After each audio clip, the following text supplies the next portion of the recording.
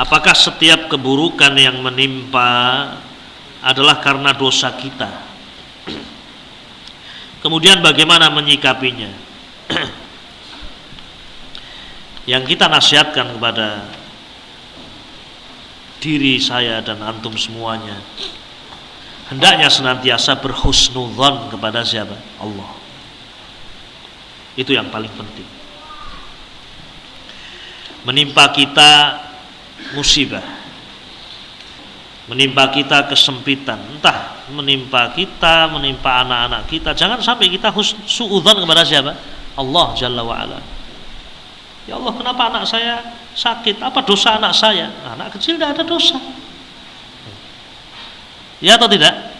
Kenapa panas anak saya ya Allah? Dosa apa yang diperbuat oleh dia? Ya. Sampai pernah ada yang bertanya, Ustadz, bolehkah ya berdoa kepada Allah agar penyakit anaknya pindah saja ke dirinya? Ya Allah, pindahkan penyakit anakku pada diriku. Kita katakan, ya fulan, jangan doa seperti itu. Berdoalah agar disembuhkan penyakit dan tidak mengenai dirimu, tidak pula mengenai apa? Anakmu. Minta afiah kepada Allah Subhanahu wa taala. Ya. Taib. Jangan sampai seorang terjatuh kepada suudzon. Apa salah Nabi alaihi salatu wassalam? Apa dosa Nabi alaihi salatu wassalam? Telah diampuni dosa-dosanya yang telah lalu dan akan apa? Datang. Tapi menimpa beliau sakit. Ya. Menimpa beliau apa namanya? Ujian-ujian. Ya, dalam perang Uhud sampai gigi beliau apa namanya? Ya, patah. Ya. Kepala beliau terluka sampai apa namanya? Mengeluarkan darah. Dan seterusnya. Menimpa Nabi alaihi salatu wassalam musibah, masaib. Ya. Wabillahi taufiq. Ada yang menimpa kita berupa musibah karena sebab dosa kita, bisa jadi, dan itu pantas untuk kita karena kita banyak apa namanya dosa. Ya. Tetapi ikhwatul kiram, hendaknya seorang senantiasa berusaha berhusnudzon kepada Allah. Di saat ada musibah menimpanya, dia berharap semoga bisa menjadi kafarah. Ya. Jangan kemudian berputus asa dari rahmat Allah Jalla wa'ala. Minta kepada Allah kesembuhan, minta kepada Allah mada, ya, pertolongan. Nabi Ayub 15 tahun kurang lebih, ya, terkena penyakit yang demikian apa, ya, ya berat menimpa beliau. Tidak pernah beliau suudzon kepada Allah Subhanahu wa taala. Tidak pernah suudzon. Ya. Dan kita pun tidak boleh suudzon kepada Allah tentang apa yang menimpa Nabi apa? Ayub. Semua adalah dengan hikmah. Ya. Ya. Taib. Ikhwatil kiram rahimani rahimakumullah. Ya. Terbunuhnya Utsman bin Affan, orang yang terbaik.